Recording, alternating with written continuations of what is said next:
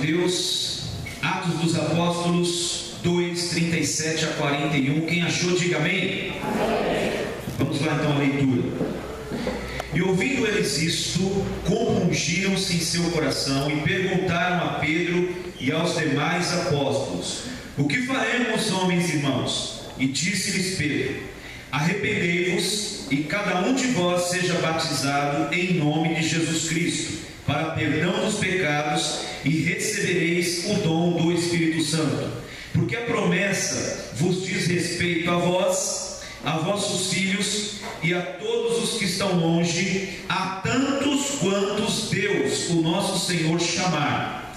E com muitas outras palavras isto testificava e os exortava, dizendo: salvai-vos desta geração perversa.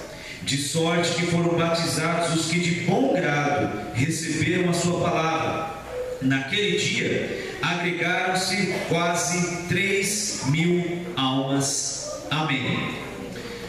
Eu gostaria que nesse momento, de uma forma muito séria, você fechasse teus olhos aí no seu lugar. O nosso assunto aqui hoje é o Espírito Santo. E eu gostaria que você no seu lugar dissesse a Ele: seja bem-vindo na minha vida, seja bem-vindo no meu coração. Que você de todo o coração deseje o Espírito Santo aí no seu lugar, como o ar que você respira. Que você aí no seu lugar tenha um anseio de ter um momento muito especial na presença de Deus hoje, através da pessoa do Espírito Santo.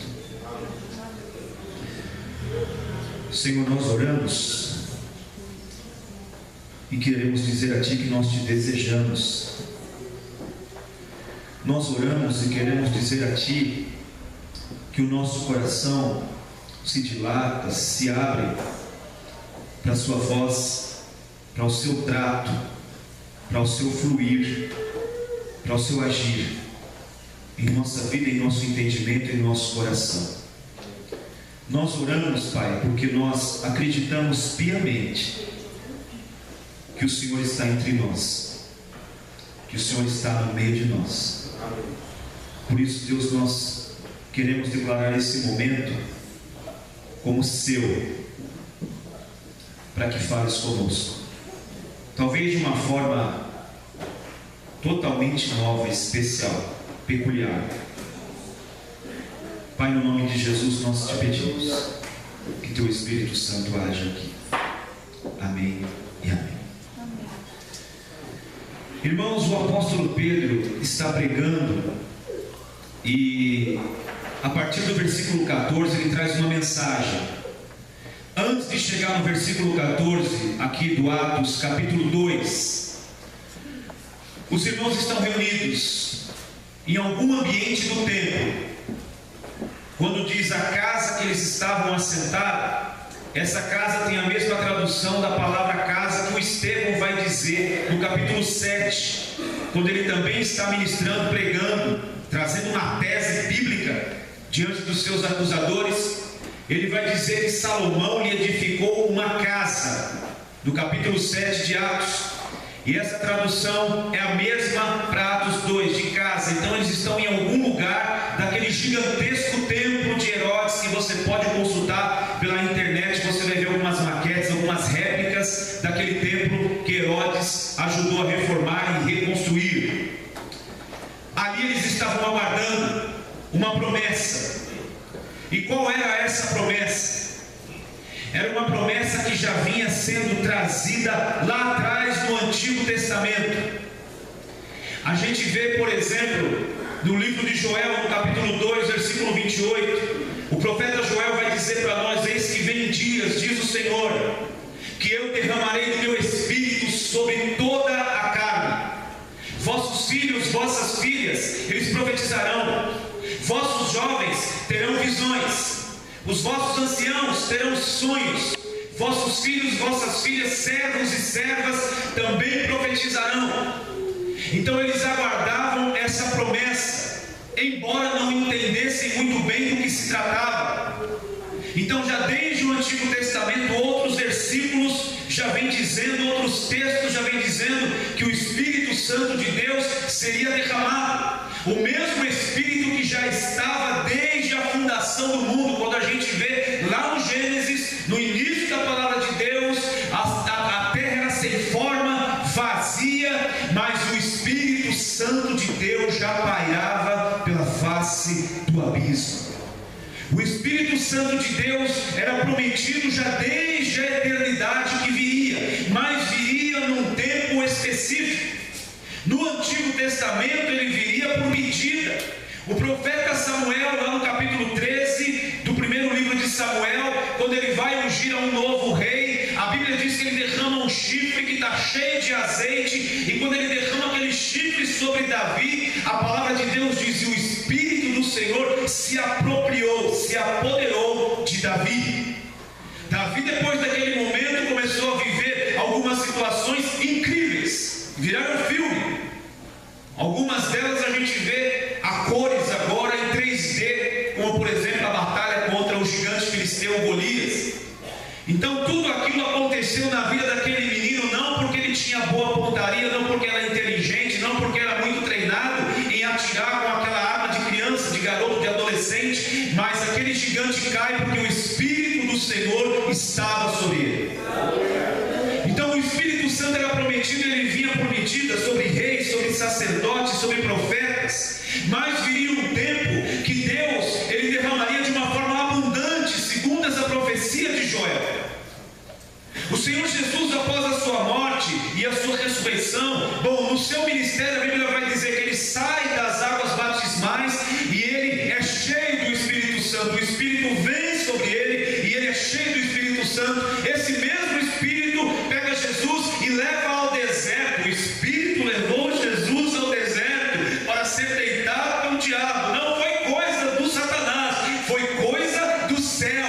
O Espírito Santo o leva ao deserto para ser tentado pelo diabo, e cheio do Espírito Santo, ele vai dizendo a Satanás: está escrito, está escrito, está escrito, e ele vence pelo Espírito Santo e pela palavra de Deus, e Satanás é vencido. Aleluia. E aí ele vai falando sobre isso, e nos momentos próximos da sua volta ao Pai, de ele retornar à glória, os discípulos não entendiam direito. Quando você começa a ler os evangelhos com um pouco mais de cuidado, você vai perceber que os discípulos não entendiam algumas falas de Jesus, muitas delas, principalmente essa: vou morrer, vou sofrer. Tanto é que o Pedro foi até: Senhor, você não vai morrer, que história é essa? Eu larguei a pesca, larguei minha vida, larguei tudo para te seguir, você vai morrer? Era um pouco aí, eu estou esperando o Senhor montar o exército para a gente derrubar Roma e assumir o governo, e eu vou ser o general, ou o primeiro-ministro, ou governador de uma província. Que história é essa que vai morrer? Então eles não entendiam algumas falas de Jesus, mas numa delas ele disse assim: eu vou, e é necessário que eu vá, porque se eu não for, o Consolador não virá. Então eu vou, mas eu vos enviarei o Consolador, porque eu não vos deixarei sós. O Consolador vai estar com vocês, para que eu esteja com vocês aonde vocês estiverem.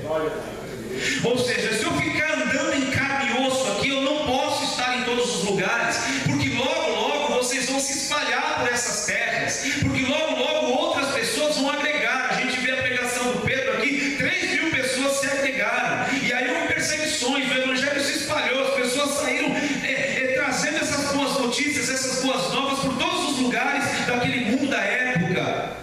Então ele só poderia estar presente com cada um deles pelo Espírito Santo. Por isso que Jesus pode estar com cada um de nós pelo Espírito Santo. Por isso que nós não podemos pedir a intercessão da Maria, nem do Expedito, nem do Santo Antônio, para quem não casou, é o santo casamenteiro. Não vai adiantar, porque nenhum deles é onipresente, nenhum deles é onisciente e nenhum deles é onipotente, mas o Espírito Santo de Deus está conosco em todos os lugares, e Jesus se faz presente em nossa vida onde nós estivermos, porque Ele é onisciente, porque Ele é onipresente e Ele é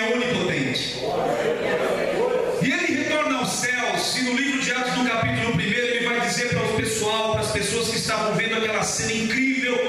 Eu quero que você leve a sua imaginação a pensar, você ali conversando com ele, e ele falando com vocês. Ele diz assim para vocês assim: olha, vocês fiquem em Jerusalém, conversando com eles, porque olha, vocês vão ser revestidos de virtude, de poder, e vocês serão as minhas testemunhas aqui em Jerusalém, na Judéia, na Samaria e até os confins da terra. Então esperem em Jerusalém, porque vocês vão ser revestidos de poder. É a promessa do profeta Joel, do profeta Isaías e dos outros textos bíblicos do Antigo Testamento, que algo aconteceria.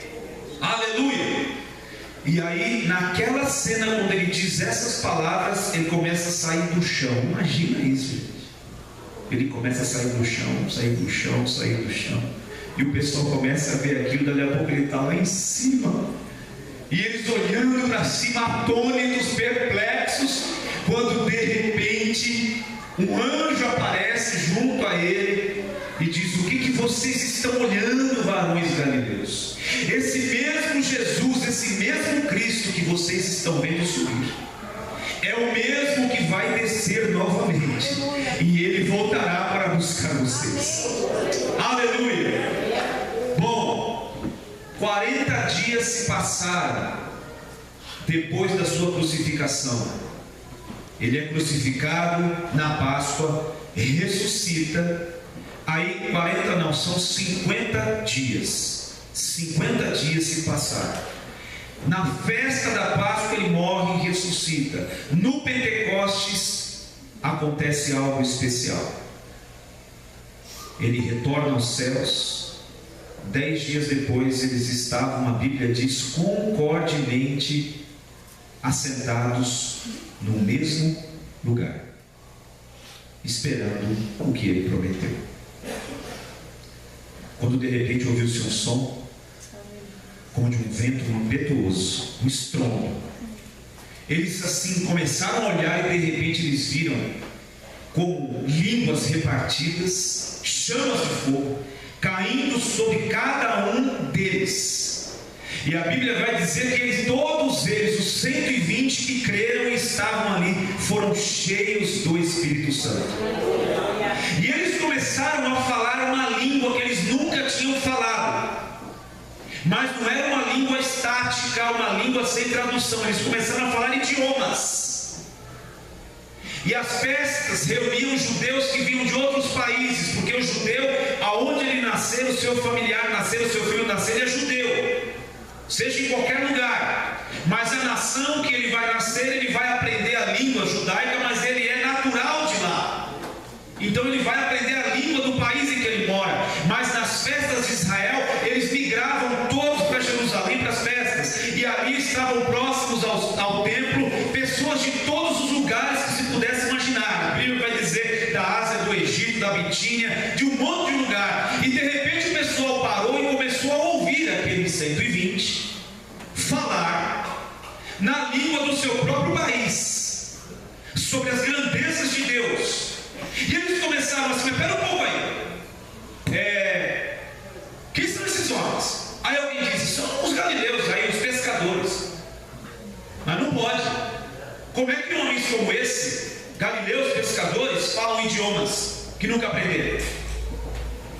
Imagina acontecer algo aqui: você começa a falar espanhol, você inglês, você alemão, você começa a falar em grego, e de repente pessoas dessas nações passam aí fora e começam a entender o que nós estamos falando aqui dentro, lá fora, na língua do país deles. Foi isso que aconteceu em Atos.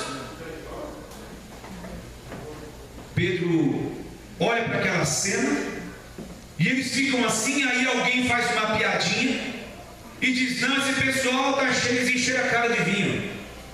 Aí o Pedro se levanta e diz: não, pera um pouco, versículo 14, não tem ninguém bêbado aqui, são 9 horas da manhã. Apesar que eu já vi gente encher a cara 9 horas da manhã. Não, eu tinha um amigo meu que ele tomava café, era uma pinga e um sonho. Mas Pedro diz: são 9 horas da manhã, não tem ninguém bêbado aqui. O que aconteceu aqui foi o que foi dito pelo profeta Joel: nos últimos dias recebereis a virtude do Espírito Santo. E ele começa a falar. Dali a pouco ele começa a dizer: gente, está muita andação, eu queria que a gente prestasse atenção na palavra. Estamos falando do Espírito Santo. Desculpa, tá, irmãos? Desculpa. Quer dizer, não devia pedir desculpa, né? Eu acho que nós temos que ter reverência. Nós precisamos aprender a ficar 40, 50 minutos sem se mexer para ouvir a palavra de Deus, pelo amor de Deus. Se quiser ir embora para outra igreja, vai. Com Deus, eu abençoo. Será que eu estou errado, gente? Ou daqui a pouco o poste faz xixi no cachorro, a gente acha certo o poste fazer o xixi no cachorro. Você está falando, estou vendo gente andar ali, gente andar aqui, gente andar aqui. Daqui a pouco, pelo amor de Deus, isso me tira o foco da pregação, pelo amor de Deus, não dá. Pois edita isso, se for possível. Onde é que eu estava mesmo? Onde?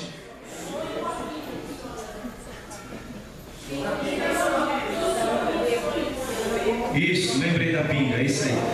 Falei na pinga. Vocês me tiram o eixo, irmãos. Eu até tento me concentrar, mas me tira o eixo. Eu vejo gente brincando, conversando, mexendo no celular, andando. Eu procuro me concentrar, mas hoje eu não consegui. Desculpa, tá? Mas eu não devo pedir desculpa, mas desculpa, mesmo assim.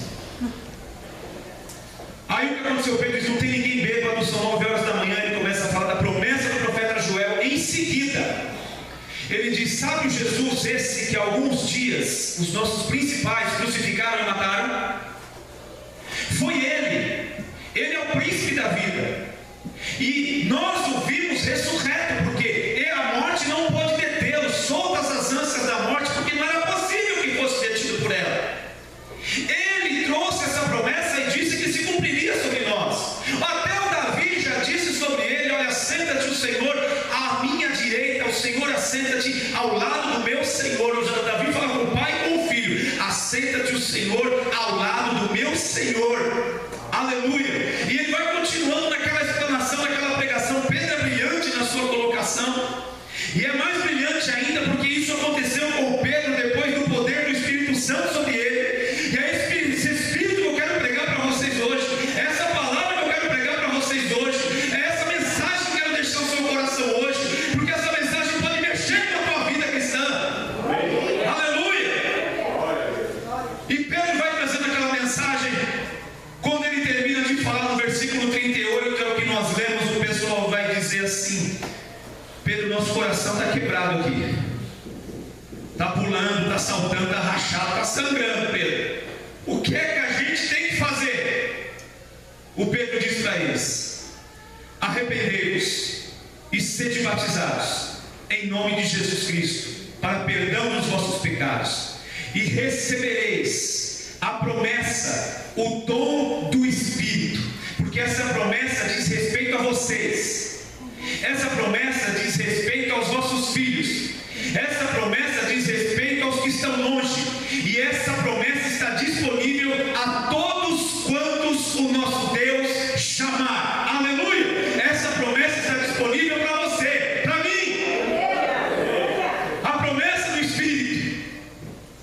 3.000 pessoas se convertem, são batizadas, e ali é inaugurada oficialmente a Igreja de Jesus Cristo. Louvado seja Deus. Através do Espírito Santo, através do cumprimento da promessa, o Espírito Santo vem sobre eles. Bom, eu quero falar um pouquinho da pessoa do Espírito Santo, só um pouquinho. Ele tem atributos e personalidade realmente de uma pessoa. Em Atos 13:2 e Hebreus 3:7 diz que ele fala. Em João 14:26 diz que ele ensina. Em João 14:26 também diz que ele nos faz lembrar. Em João 16, versículo 8 diz que ele convence. Em João 16:13 diz que ele nos guia. Em João 15:26 diz que ele testifica. Em Efésios 4:30 diz que ele se entristece. Em 1 Coríntios 2 diz que ele revela. E em Romanos 8:26 diz que ele intercede por nós, porque nem orar nós sabemos, mas o mesmo Espírito intercede. Esse é o Espírito Santo. Aleluia.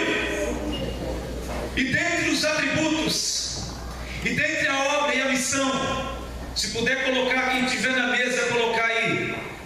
dupla missão do Espírito Santo é o tema dessa mensagem. A dupla missão do Espírito Santo. Nós podemos sintetizar realmente em duas situações como colunas do que o Espírito Santo quer fazer conosco, quer fazer com a igreja, quer fazer com todo aquele que confessa ao Senhor como seu Salvador. Amém. Então, dentre as coisas que o Espírito Santo quer fazer na minha vida e na sua vida, as duas principais são uma obra transformadora e uma obra capacitadora. Em síntese, tudo que o Espírito Santo quer fazer comigo e com você se resume nessas duas verdades. Ele quer nos transformar e Ele quer nos capacitar. Amém? Amém. Então, Jesus, quando está conversando com o mestre da lei, em João capítulo 3, vocês conhecem a história, um homem versado no Antigo Testamento, um homem que era líder da religião de Israel, ele começa a ver em Jesus alguém diferente da religião judaica. E ele, por questões religiosas e por vergonha e por não comprometer o seu status diante das pessoas que estavam ali no seu meio, ele vai procurar Jesus na calada da noite, escondido. E ele vai até Jesus e olha para ele e diz: mestre, deixa eu dizer uma coisa, eu estou encantado, porque ninguém pode fazer os sinais que tu fazes se Deus não for com ele. Jesus olha para aquele homem e diz: Nicodemos, Nicodemos, em verdade eu te digo, necessário te é nascer de novo. Porque aquele que não nascer de novo não pode ver o reino de Deus. O Nicodemos franziu a testa, olhou para ele e diz: mas como? Eu vou entrar no ventre da minha mãe e nascer sendo eu desse tamanho? Jesus falou: Nicodemos, você é o mestre de Israel, entende essas coisas. Aquele que não nascer da água e do Espírito não pode entrar no reino de Deus. Ele continua na conversa com o Nicodemos e vai dizer a ele: Nicodemos, aquele que é nascido de Deus é mais ou menos parecido com o vento, que você sente ele passar por você, mas você não sabe direito de onde ele vem e nem para onde ele vai. Assim é todo aquele que é nascido do Espírito. Por isso eu te digo que te é necessário nascer de novo. Amém. Aleluia. Nascer da água e do Espírito. Quando ele diz da água, ele está dizendo que a palavra é o elemento gerador de uma nova pessoa através da ação do Espírito Santo. Alguns interpretam que essa água é o batismo, mas o batismo não faz ninguém nascer de novo. O batismo não perdoa pecado de ninguém. O batismo não santifica ninguém. O que santifica é o Espírito Santo e o meio é a palavra de Deus. Por isso que Efésios capítulo 5, ali pelo versículo 25, ele vai dizer assim, que Jesus está preparando e lavando a igreja com a lavagem da água pela palavra. Jesus vai dizer também: vocês já estão limpos pela palavra que nos temos falado, em João capítulo 17, versículo 3. Então é a palavra que lavou, é a palavra. Pedro vai dizer que vocês foram gerados não de uma semente corruptível, mas da incorruptível, pela palavra de Deus, viva e que permanece para sempre. E essa palavra que foi pregada no meio de vós. Você foi gerado por essa verdade, irmãos? Você foi gerado, você encontrou com Cristo, você nasceu de novo. Foi essa palavra que fez isso. Não foi obra de pastor, de líder, de alguém que orou, não foi. Foi o Espírito Santo que agiu na sua vida e ele te convenceu de quem você era e de que você precisava dele e de que a tua vida é por buraco e você nasceu de novo. Isso é o início da obra transformadora, o novo nascimento. A partir daí, nessa obra transformadora, Paulo vai dizer que o Espírito Santo vai agir na vida da gente e vai produzir um fruto. Aleluia. E esse fruto está escrito, Paulo é muito claro em dizer, ele começa com uma relação em Gálatas 5, capítulo 16, versículo 16, ele vai dar uma relação de tudo que está em nós. Se você dá uma olhada lá, tudo aquilo está na nossa natureza. Mas no versículo 22 ele vai dizer: mas o fruto do Espírito é amor, paz, alegria, longanimidade, benignidade, fé, mansidão e domínio próprio. Contra essas coisas não há lei. Então o Espírito quer produzir esse tipo de vida, esse estilo de vida, aonde haja um crescente em amor, aonde haja um crescente em paz, aonde haja um crescente em alegria, em longanimidade, em benignidade, em fé, em mansidão e em domínio próprio. Essa é a obra transformadora do Espírito. É Deus criando novas criaturas a partir das velhas e fazendo dessas novas criaturas parecidas com o Cristo.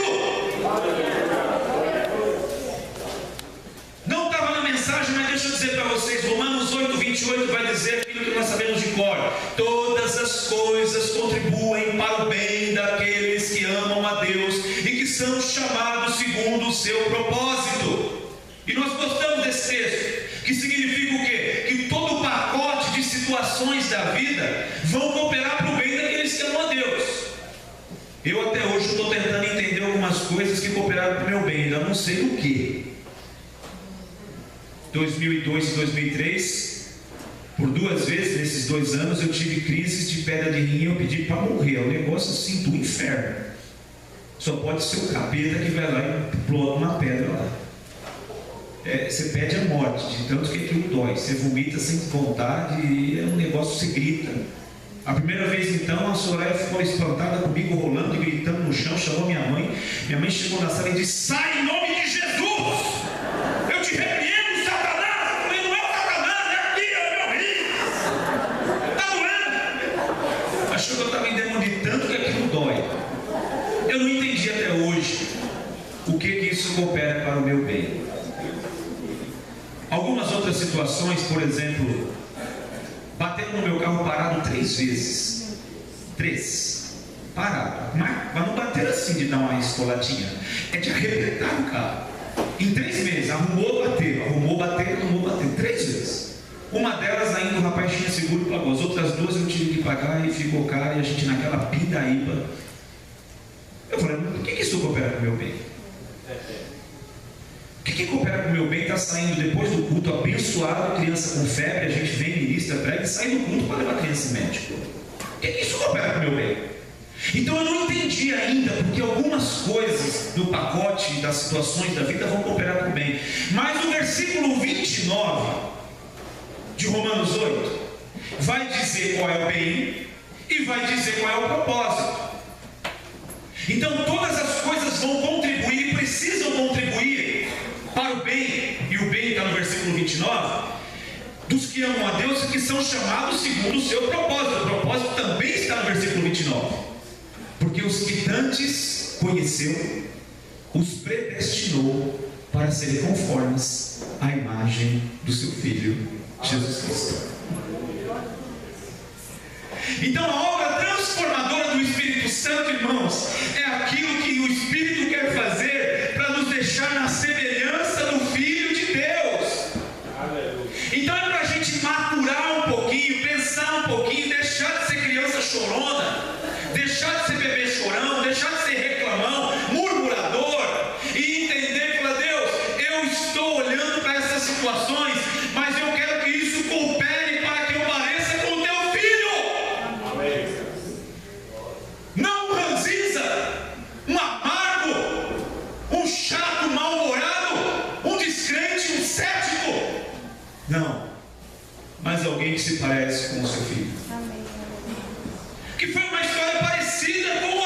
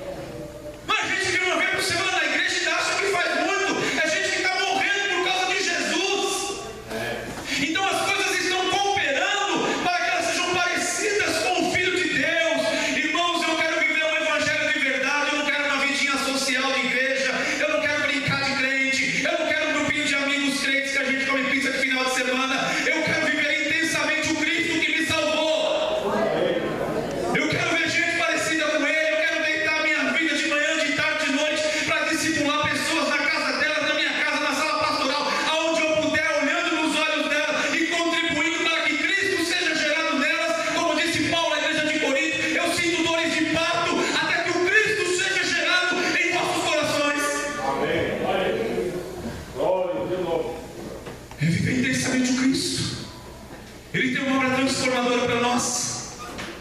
Tem um texto de Agostinho, lá no ano 350, Agostinho, uma das pérolas preciosas da história da igreja. Ele vai dizer assim: a doutrina do Espírito Santo é o ensino da verdade bíblica.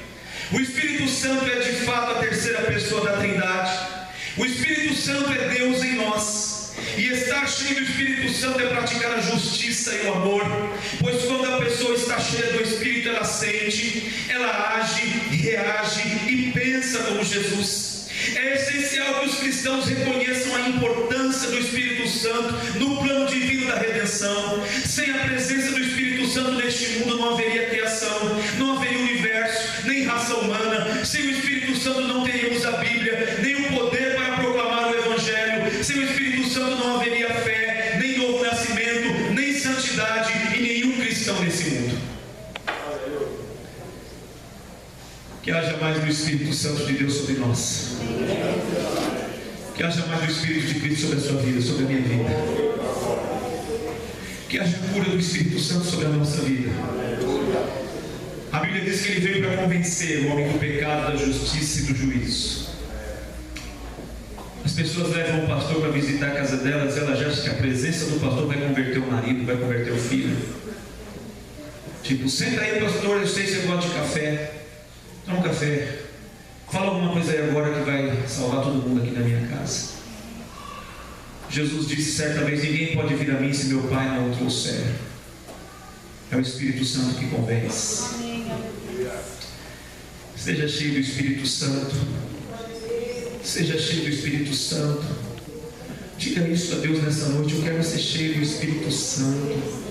Jesus, qual é o caminho que eu tenho que seguir? O que eu tenho que fazer? Diz para ele sinceramente. Eu não tenho uma receita de bolo para você ser cheio do Espírito Santo. Eu estou buscando isso, estou perguntando a Deus todo dia: Senhor, eu quero ser cheio do Espírito Santo. Qual é o caminho? Me ensinaram tanta coisa nesse universo pentecostal que não tem quase nada a ver com o Espírito Santo, só com performance de culto. Eu quero viver a vida cheia do Espírito. Aleluia! Essa é a obra primeira. É obra de transformação.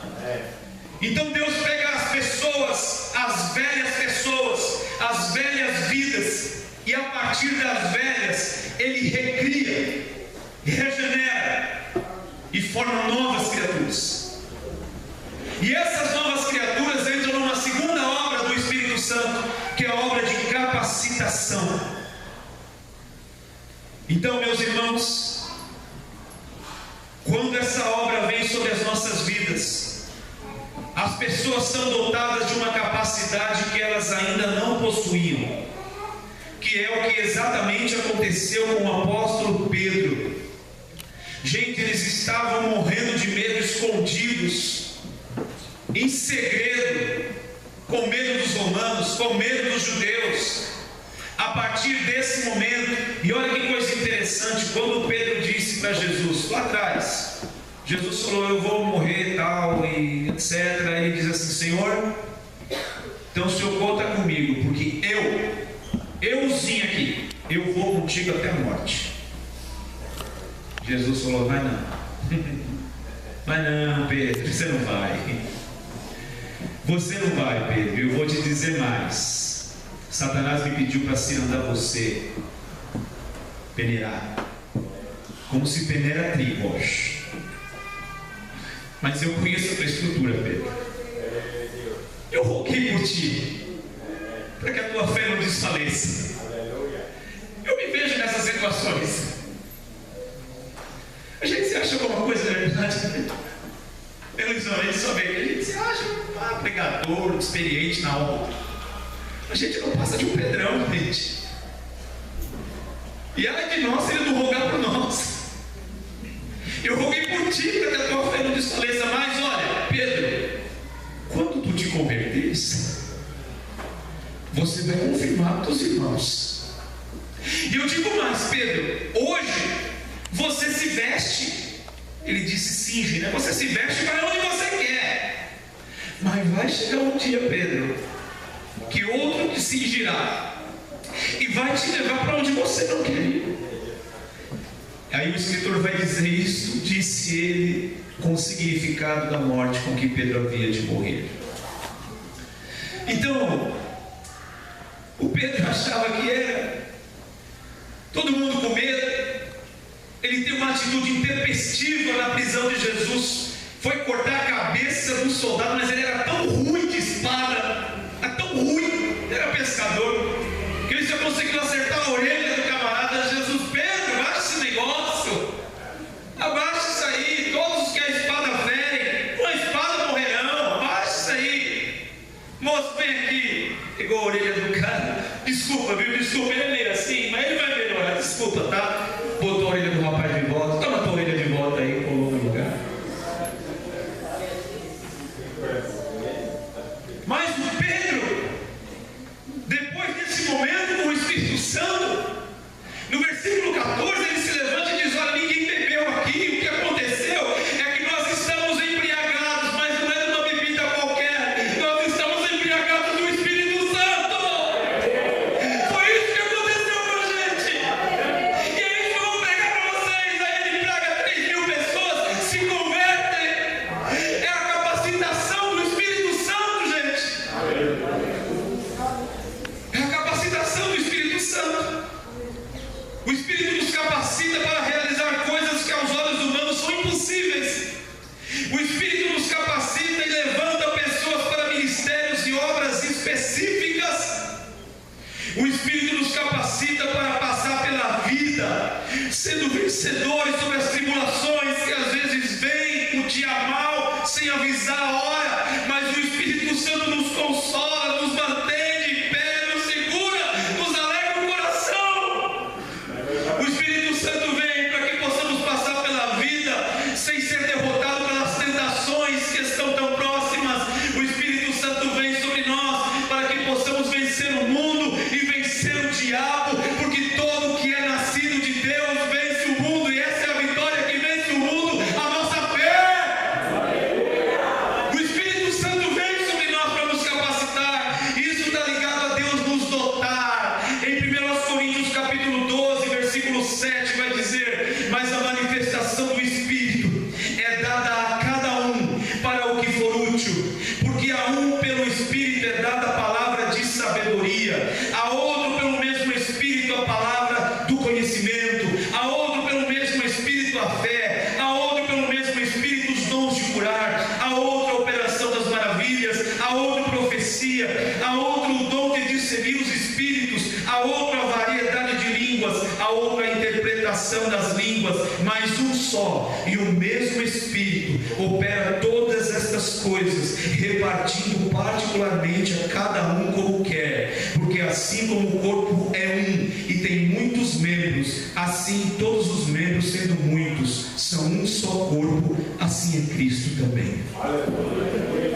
A capacitação do Espírito vem com os dons, vem com aquilo que é improvável, vem nos capacitar a fazer algo que a gente nunca sonhou. Se você dissesse para mim há 20 anos atrás que eu estaria num lugar como esse, falando para vocês aqui, foi como ouvir a profecia da missionária santa que colocou as mãos sobre mim, pediu a minha mão e disse: moço, Deus está te entregando vara e cajado nas suas mãos. E quando eu fui entender o que era vara e cajado, a senhora disse: vara e cajado significa que você vai ser pastor. E eu ali cheirando cerveja, de chinelo, bermuda, todo bagunçado da vida, boca suja, eu ri, que eu me matei. Eu falei: Deus deve ter tomado todas lá no céu. Eu, pastor, Deus errou aí o endereço. Eu vi a minha mãe crente, e ela falava de Jesus, o reino de Deus. Eu falava: mãe, você está certíssima. Quando eu tiver uns 60, eu entro nisso aí. 50, 60. Aí já fica legal. Aí eu já vivi as coisas boas, as coisas legais. Aí eu entro para ser crente. Quando eu comecei a frequentar esse lugar, eu vi as pessoas falando, eu falei: Deus do céu, eu vi a gente sendo usada por Deus. Quando que isso vai acontecer comigo?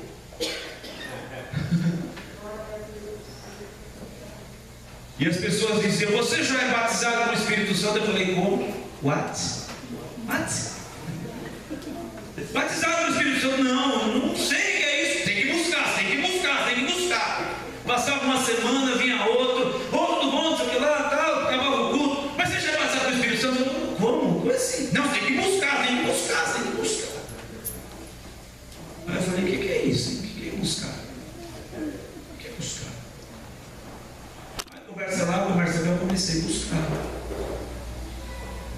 Comecei a botar meu joelho no chão. Comecei a falar com Deus. Comecei a falar que eu estava cansado de ser quem não era.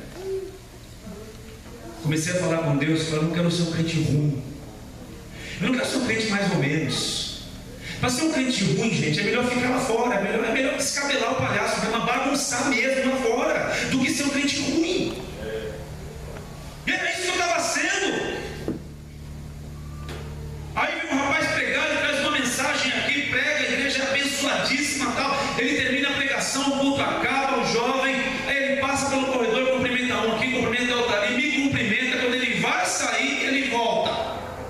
E eu lá na roda, ele me cutucou, falou: vem aqui um pouquinho, me tirou um pouquinho do lado da roda, de pessoas ali, e disse assim: eu não te conheço, eu nunca te vi, mas Deus tem algo muito grande na tua vida. Mas ele diz para você que ele não derrama vinho novo em odre velho. Eu não entendia nada de Bíblia, mas foi como uma flecha no meu coração. Vinho novo, odre velho. Eu entendi que o vinho novo era aquilo que vinha de Deus, e o odre velho era a tranqueira que eu era dentro da igreja. Aí eu comecei a me cansar de mim mesmo, comecei a buscar. Chegou um dia, eu estava de folga do trabalho. Soraya saiu, a gente não tinha criança ainda. Dobrei meus joelhos 8 horas da manhã na beira da minha cama. Abri a Bíblia em Atos capítulo 2.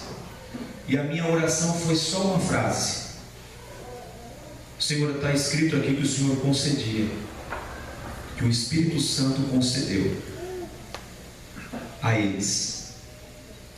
Se a Bíblia vai dizer que até o Elias era um homem sujeito às mesmas paixões que nós, o homem fez cair fogo do céu.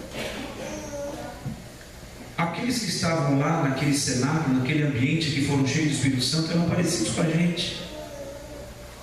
Gente assim, que às vezes acordava de mau humor, meio chateado, que eu encrencava com a esposa em casa. Gente, que nós, eram eles. E eles foram cheios do Espírito Santo. E eu disse a Deus: o Senhor concedeu, está escrito, o Espírito concedeu, concede para mim. Concede para mim.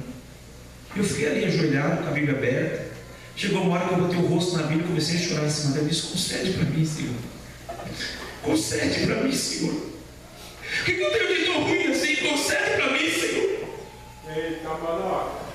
De repente aquele quarto foi inundado com a glória. Eu já não sentia mais os joelhos, se estava doendo, se não estava. Eu só me lembro que eu fui me levantar ali quase meio-dia, porque aquele ambiente foi tomado pela glória de Deus. Daquele dia em diante, irmãos, as coisas começaram a acontecer na minha vida, na minha carreira. Deus começou a revelar coisas. O meu antigo pastor me pegou ali numa porta lateral depois de um curso, falou: já vem aqui um pouquinho. Eu não tinha nem pego um microfone aqui na frente. Ele diz assim: nós temos muitos ministros, até o estatuto nem permita mais que eu coloque obreiro, mas Deus me mostrou essa noite que eu tenho que levar você para obreiro. O que você acha? Eu falei: pastor, eu estou na dispensação do Senhor. Eu nunca nem tinha falado nada, só vim na igreja de vez em quando, mas Deus mostrou para você: vem cá. Deus falou: não quero nem saber o que os outros ministros vão falar. E Deus começou a alinhar os meus caminhos, porque o Espírito Santo, a Bíblia diz que Ele nos guiará em toda justiça. O nosso problema é que a gente anda na força do nosso braço. A gente acha que sabe. Eu fiz 18 anos, eu sei. Eu já dirijo. Eu tenho não sei quanto tempo de empresa. Eu tenho não sei quanto tempo disso. Aí a gente entra na igreja e também acha que é assim. Que por tempo de casa a gente acha que sabe, que conhece e tal. Eu já vivi na igreja desde pequeno. Grande coisa.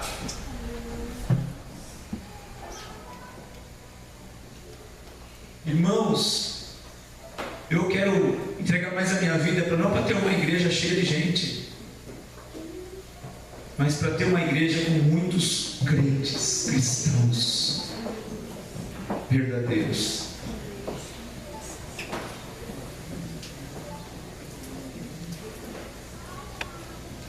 O Espírito Santo, Ele quer te capacitar. Paulo vai dizer também sobre a capacitação que vem de Deus, de modo que tendo diferentes dons, Romanos 12:6. segundo a graça que nos é dada, se a profecia seja ela segundo a medida da fé, se a ministério seja ministrar, se é ensinar, que haja dedicação ao ensino. O que exorta, use esse dom em exortar. O que reparte, faça com liberalidade. O que preside, com cuidado. O que exercita a misericórdia, com alegria. Amém. O Espírito Santo, o próprio Deus, Ele quer nos capacitar, gente. Vai ter gente que vai ser dotado de encorajamento. Aquele que exorta é aquele que encoraja, não é o que dá bronca. Exortar não é dar bronca. Exortar é encorajar. Amém. Dar bronca é corrigir. Exortar é encorajar. Tem gente que vai ser dotado pelo Espírito e só de estar perto, outros vão ser encorajados, outros vão receber o renovo só de estar perto de alguém com esse dom. O Espírito quer nos capacitar. Amém. Outros serão dotados com liberalidade, ofertar, outros para liderar, outros para exercer misericórdia. O Espírito Santo quer nos dotar. Essa é a obra do Espírito Santo, uma obra de transformação, uma obra de capacitação. Amém. O Pedro medroso, que depois de dizer que ia morrer com Jesus, depois de uma atitude impensada de cortar a orelha de um soldado, depois nega Jesus por 3 vezes, dizendo: nunca vi esse Galileu, não andei com ele, não sei nada sobre ele. Detalhe, na 3ª vez que ele nega Jesus, João Ferreira de Almeida, que é um dos principais tradutores da Bíblia, ele foi educadíssimo e colocou lá: praguejou. Pedro deve ter dito um monte de palavrão se referindo a Jesus. Não conheço esse. Por isso só colocou praguejou para não ficar feio. Não ia ficar bem na palavra. Depois desse dia, ele prega uma mensagem e 3.000 pessoas se convertem. O Espírito quer nos capacitar para que pelo menos a pessoa que trabalha na mesa do lado da gente seja atraído ao Evangelho. Para que pelo menos um vizinho que a gente conversa de vez em quando, dá bom dia, boa tarde, enxergue alguma coisa de Cristo em nós. Para que pelo menos os parentes que às vezes comemos na casa deles aos domingos comecem a perceber que a gente é um sal, uma luz, um sal que tempera, uma luz que ilumina o ambiente. E de repente tem algum tipo de interesse ao Evangelho, porque se o sal for insípido, se ele não temperar, nem para pavimentar a rua ele serve, é só para jogar fora mesmo. O Espírito Santo quer nos capacitar, o Espírito Santo quer nos encher, o Espírito Santo quer nos revestir. Paulo vai dizer em Efésios 5, versículo 18: olha, não vos embriagueis com o vinho em que há contenda, devassidão, mas enchei-vos do Espírito.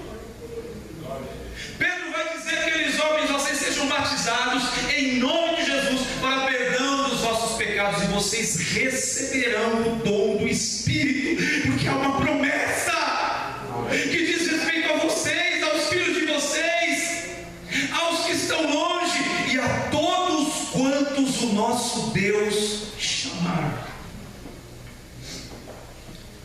O Espírito Santo quer nos transformar. Uma palavra do pastor filósofo contemporâneo, pensador pós-moderno, Jair Sanches.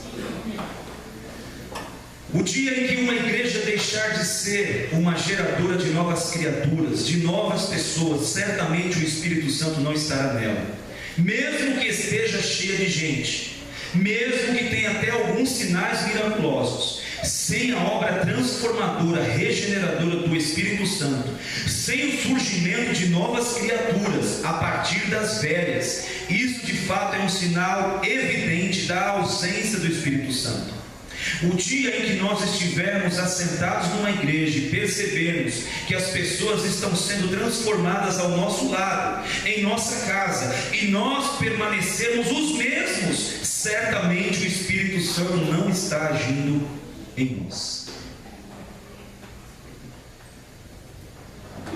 Pergunta que dizem aos pastores, e às vezes para vocês deve ter ouvido também: na igreja tal, será que é de Deus ou não, pastor? pastor, ali naquela igreja ali que eu vi na televisão, que eu fui em tal lugar, será que Deus está lá ou não? A resposta é simples. Quando a gente olha para a palavra de Pedro, a gente só vai dizer o seguinte: tem pessoas lá sendo transformadas radicalmente em novas pessoas. Tem pessoas lá sendo capacitadas para a obra, para que o reino de Deus se expanda. Então essa igreja, Deus está lá. Ah, meu paralítico levantou. Não, o doutor Fitz também levanta.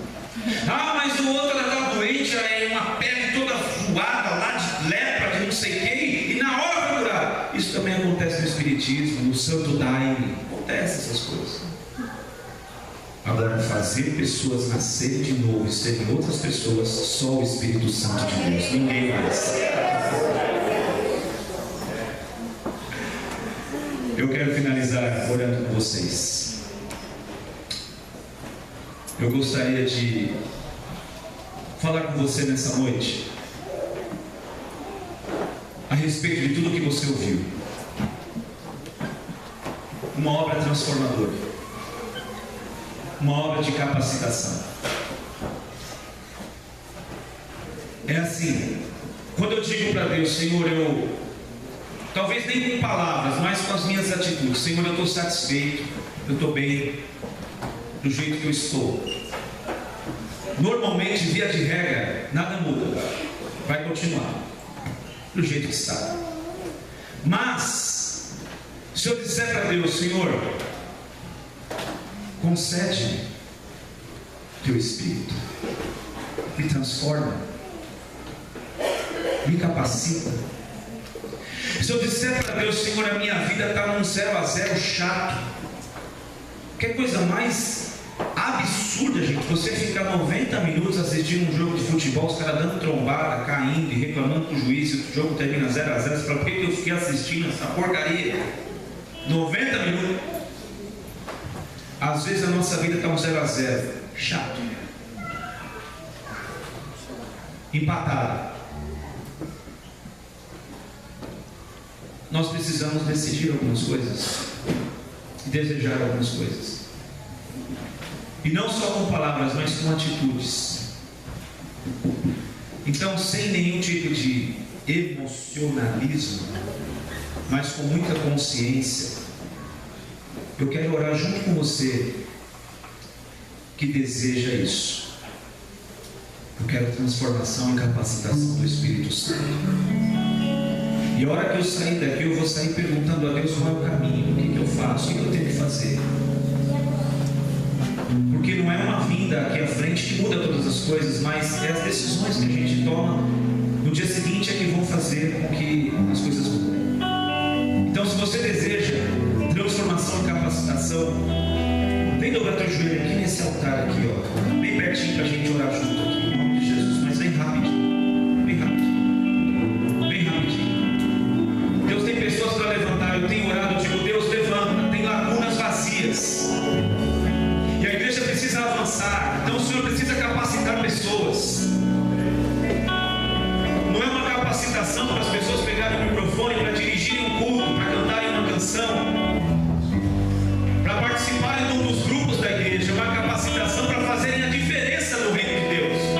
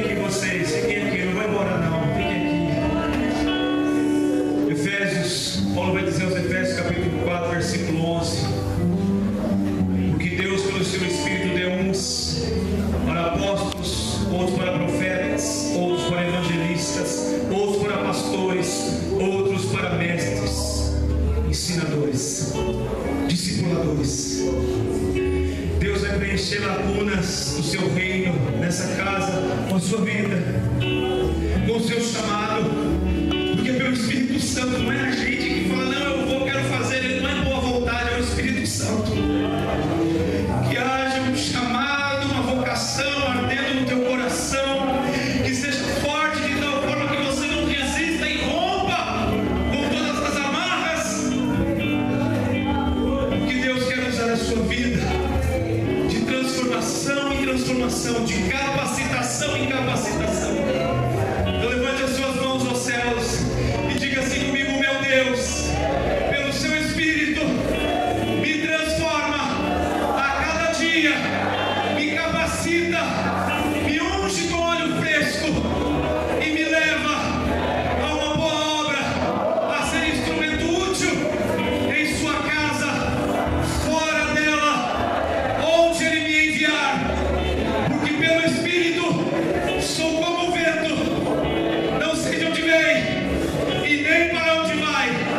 Assim sou eu, nascido pelo Espírito, guiado pelo Espírito, em nome de Jesus. Você pode adorar o Senhor, aplaudir o Senhor, glorificar o Senhor, pelo Espírito Santo, pelo Espírito Santo, pelo Espírito Santo, o mesmo Espírito que ressuscitou a Cristo. Vocês aqui, abraçam o irmão aí, diga: pelo Espírito Ele vai te conduzir. Você no seu lugar, dê um abraço do seu irmão, pelo seu Espírito Ele vai te conduzir. E nesse abraço fraternal, eu te despeço que o amor de Deus,